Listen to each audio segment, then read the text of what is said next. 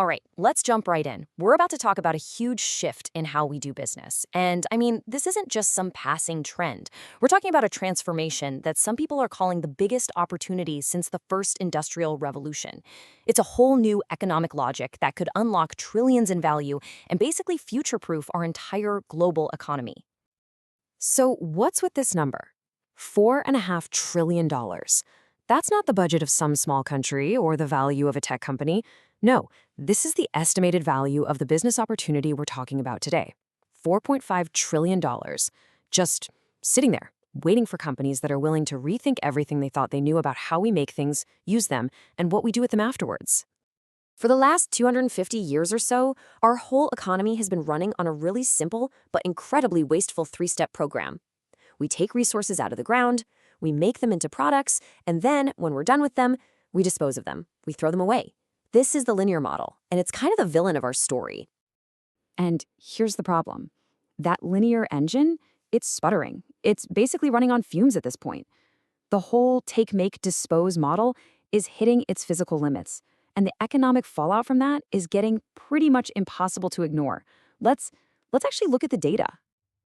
Okay, so this chart really shows you the core problem we're up against. That bottom bar represents the resources our planet can sustainably provide every year. The top bar, that's how much we're projected to demand. And you can see that gap between them is just getting wider and wider. That's not just a line on a chart. It's a huge chasm between how our economy works and what our planet can actually handle. To put a number on that top line, that demand, by 2050, as the global population keeps growing and more people enter the middle class, our total demand for resources is expected to hit 130 billion tons.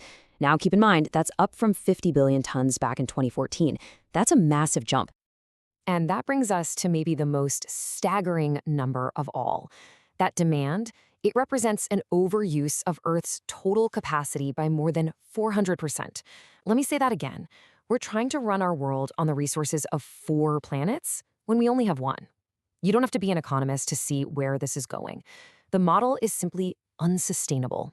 The engine is going to break.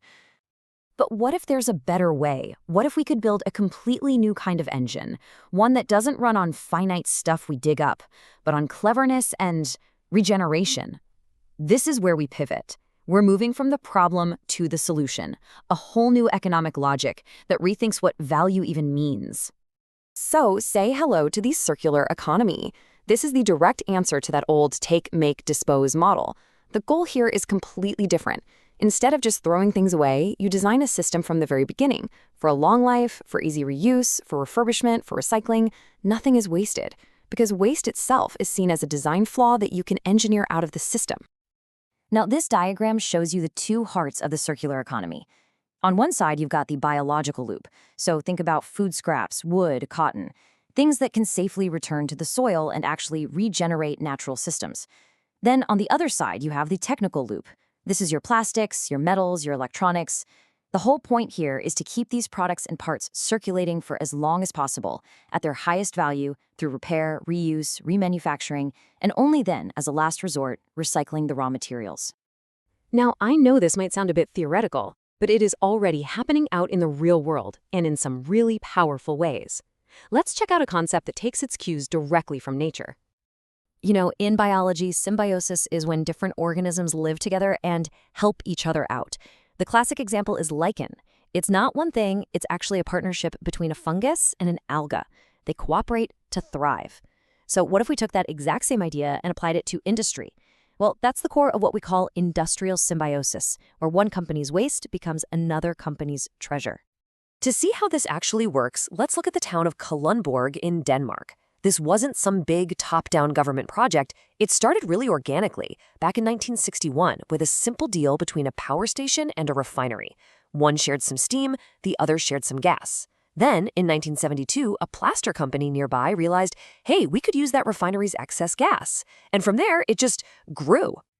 And this visual just illustrates the whole evolution perfectly.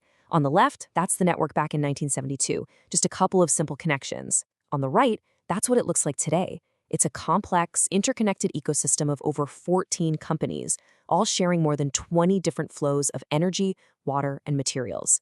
This is what the circular economy looks like in the real world. Waste has literally been transformed into a web of value. So that's awesome for an entire industrial park, but how can a regular business, maybe your business, get started? Well, you don't have to build a whole city. Accenture actually identified 5 key business models that companies all over the world are using right now to tap into that $4.5 trillion opportunity. Okay, let's break these down real quick. First step is circular supplies. This is simple. Just use inputs that are renewable, bio-based, or fully recyclable from the very beginning. Second, resource recovery. That's the Kalundborg model we just saw, where you're pulling useful stuff out of your waste stream. Third is product life extension. This is all about building things to last and creating businesses around repairing, upgrading, and reselling them. Fourth, the sharing platform. Think about how we share cars or vacation homes now. It's all about getting more use out of a single product. And finally, number 5 is products as a service. Here, you're not selling the thing itself, you're selling the use of it. The company keeps ownership, which means they have every reason to make that product last as long as humanly possible. And this quote from Stephanie Crespin really gets to the heart of the cultural shift that's making this all possible. This idea of wanting access to things rather than owning them is a huge driver, especially in industries like fashion. People want newness and experience, but not necessarily the clutter and burden of owning everything forever. And look, this isn't just for startups. The major global brands are all over this. Unilever, for example, is tackling the huge problem of plastic sachets by creating new technology to recycle old sachets directly into new ones. That's a perfect example of resource recovery. And then you have Renault, who's a leader in both product life extension and products as a service. They lease the batteries in their electric cars, and after that car's life is done, they take those batteries back and give them a second life as energy storage units. So the business models exist, the technology is there, and it's clear the market is ready. The last piece of the puzzle is leadership. It's really about adopting the circular mindset and then taking those first practical steps to make it happen. Putting this into action really does require a plan, and this guide for leaders lays it out perfectly. It all starts with setting a clear vision for where you want to go. From there, you pick one of those 5 models and you pilot it. Now, this isn't something you can do alone in a corner. It takes teamwork across your whole company and, really importantly, collaboration with partners both upstream and downstream. The key is to start small, learn from it, and then scale up what works. And of course, you've got to track your progress. Measure the impact, not just in dollars, but in environmental and social terms too. And that really brings us to our final thought. For 250 years, waste has been the end of the story. It's a problem that you have to bury or burn. The circular economy challenges all of us to see waste not as an endpoint, but as a beginning. It asks a pretty simple but totally revolutionary question. What if that thing you're about to throw away is actually your next big opportunity?